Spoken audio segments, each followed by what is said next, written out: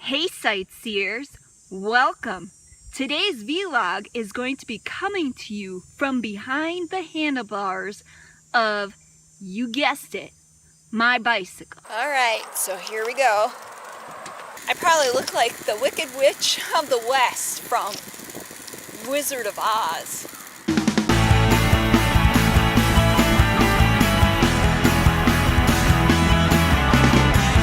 I can tell I haven't ridden this in a while. I'm starting to get winded already, and I think I've made it about half a mile. I had to take a bit of a break. I am like completely out of shape when it comes to riding a bicycle.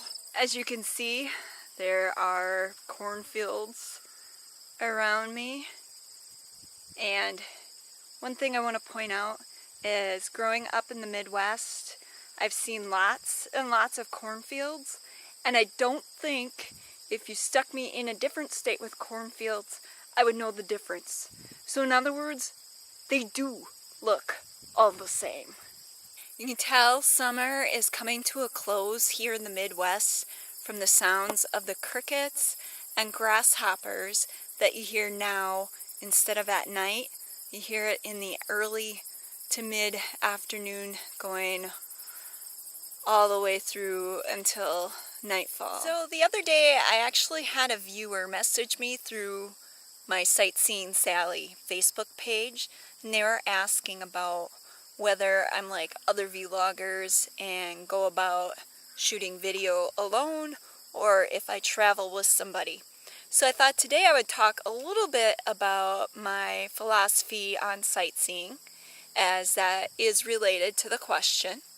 One of the things that has been instilled in me from the 13 years that I spent working in the energy industry, say that twice, 3 times in a row, is that safety comes first. And because of that, I use that philosophy when sightseeing and traveling. And for me, that means I tend to shoot all my videos with an unseen partner. And why is that? Well, for one, they're unseen because out of respect for their wishes and to protect their own personal privacy, they prefer to stay in the background. And that's fine with me. I don't want to have any of my close family members be involved in a video shoot and end up getting some form of harassment, or worse yet, God forbid, something bad happened to one of them because they appeared in one of my videos. The other thing though is the reason I have somebody with me is that if I'm exploring, say, an old abandoned building or a ghost town or somewhere like that, you never know what you're going to run into. If you're out in the southwest area, you could unexpectedly come across a snake, a rattlesnake even, and unbeknowingly get yourself bit. Now, if you're by yourself, you could end up in some serious trouble. Likewise, if you're exploring in a building, you don't necessarily know how good the structure is, how well it is intact yet. And if you're by yourself, you could end up, falling through a floor or having something bad happen to you. As a result, I, for myself, for my personal safety, choose to have somebody with me when I go. Not to mention, if I'm doing a video that's fun, at one of those weird, wacky roadside attractions, it's a lot more fun to have somebody along with you that you can joke around with and, enjoy the shoot with you. One other practice that I employ when sightseeing is I believe in leaving no trace behind. That means if I bring something in with me, I'm taking it out with me. Whether it's trash or a piece of equipment, or if I've got one of my dogs with me, if they decide to leave a present of their own behind, that stuff's coming with me. I'm a big big proponent of cleaning up and keeping the earth in better condition than it was before I got there. So there'll be times where I actually will pick up litter that's been left behind to help make the place a better place for all of us. I really think those are the two key things to keep in mind when sightseeing is safety and then of course leaving no trace behind.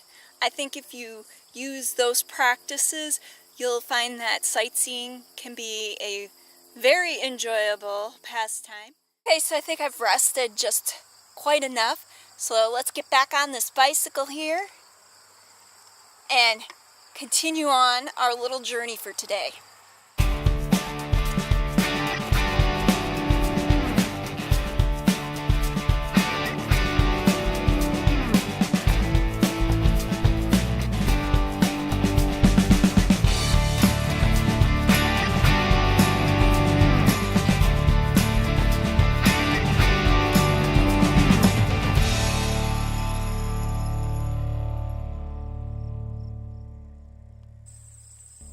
Now that's something I haven't seen before.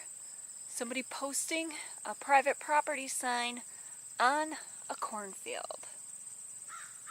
I'm pretty sure I'm looking at somebody's driveway, and yet they have speed limit signs. That's kind of interesting. Do they need reminders to slow down before they ram into the house? Alright, I'm thinking me and the Stealthmobile need to take another break. That's weird. I spotted another no trespassing sign from the road. Makes me wonder, is Malachi and his gang going to creep out of the corn now and grab me? Is that really? Nah, it can't be. It's the Flintstonemobile! Let's go take a closer look.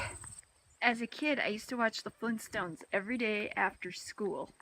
Let's get inside this thing and check it out. Oh, look at that! It's even open to the ground, just like the original Flintstonemobile. Even has some fancy old cup holders for your drinks.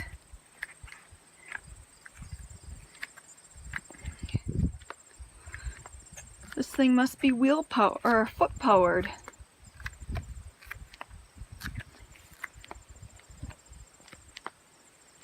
Maybe I should get in this thing and check it out.